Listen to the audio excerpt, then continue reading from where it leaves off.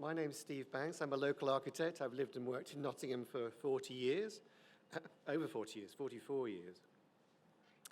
Paul asked me to come along tonight, and I came because he offered me a free book token, basically. But that's not the only reason, obviously. But yeah, so I work at Groundworks Architects. That was a practice we set up in the 1980s, originally set up by a guy called Jeff Stevenson. It was set up as a workers' cooperative, which is kind of fairly unfashionable today, but the idea was that we all kind of took equal responsibility and helped the practice grow. And subsequently, Jeff left and Alison and Matt joined, who are both here tonight. And we specialized in community and low energy buildings. So we actually employed our own community development worker to try and develop projects. So we had another Alison in the practice who was responsible for finding work for us, basically, and linking with community organisations all over Nottinghamshire. So it was a kind of a different model for an architect's practice in that we weren't working in the commercial sector, we were working totally in the voluntary and community sector. And really we were inventing our own work. And it kind of worked for about 20 years, especially through the period when we had the National Lottery. So the National Lottery was a great opportunity for community organisations to bid for funds and for us as architects then to develop those projects with the community organisations and get them built. And then all of a sudden that kind of came to an end, and it was what really kiboshed the whole thing was the 2012 Olympics, because all the funding for community projects got siphoned off by the government into the 2012 Olympics, and it never really recovered. And then we had the Tories in power for 13 years, and then everything got cancelled, basically. So it kind of worked as a model for a while, but it was a different kind of architectural model, yeah.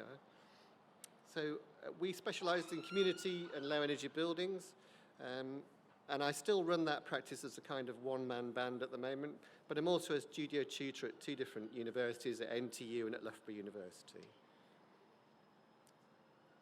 So I said I've been here for 40 years, and the first came to Nottingham in 1979, which coincided with Forest winning the European Cup.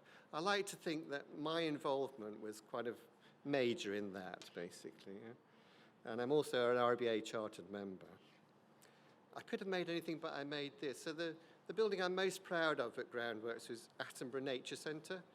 So actually this was designed in 2003 to passive house principles. So that was 20 years ago. We couldn't do passive house in those days, but it was using those principles. We didn't quite get the air tightness right, but it was something, as a practice we were really proud of, and just some diagrams of how it worked. So it used a water source heat pump, it was a super insulated building, and we tried to get the air tightness as good as we could. And it had the largest solar array in the East Midlands at the time, 64 panels, which I think on any building in the East Midlands is still pretty big for the East Midlands. So, yeah, that's something I was really proud of at the time. We need to change everything, but let's change something to start with. So I think I've taken the decision as a practice, just as myself, to maximise the use of timber in every building that I build now. So I'm only going to be building in timber in the future. And I'm still trying to actively seek ways of working with clients who can't afford to employ architects, which is why we're set up in the first place. So I still do kind of one-off feasibility studies for community organisations and try and pump prime them getting that building built. There used to be something called the Community Architecture Fund, which was run by the Community Architecture Group at the RIBA, but that's kind of ceased to exist. And it'd be really good if we could get something like that going again, which basically was a fund of money which we got off industry. People like Ibstock Bricks and people like Lafarge used to contribute to it. So we had a fund of money which people could bid into to get projects going. So typically you bid for £3,000 to £5,000 to work with a community organisation to do a feasibility study to then develop a project. And I think something like that, if we could try and push for that through the RIBA, would be really useful again. Outside practice, I've worked at universities. I actually thought about giving up being an architect a few years ago. I was so disillusioned with the profession. I thought, I can't do this anymore. I was going to become a teacher, basically. And then I started working at a university, and it kind of re-enthused me about the possibilities of architecture and life. And I think just working with students outside practice has really kind of made me see that there is a future and it is worth being an architect. I've also got involved with the local Labour Party. I've signed up to Architects Declare. And on a personal level, I'm actually getting a heat pump installed in my home. And even though I can't afford it, I don't know whether you know, but through Octopus Energy at the moment, you can get a heat pump for your house for 500 quid. Why wouldn't you do it? You know, even in some cases for nothing, you know. So that's what I'm doing outside of practice.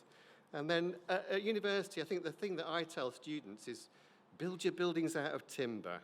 And the person I would like to champion for change is this scientist here, Hans Joachim Schnellnhuber, who's actually posited the theory that by planting and maintaining 500 billion trees and constructing 2 billion buildings in the next 200 years, we can return the CO2 levels in the atmosphere to the pre-industrial revolution. So what I would say is let's build in timber and let's change the world. Okay, that's me.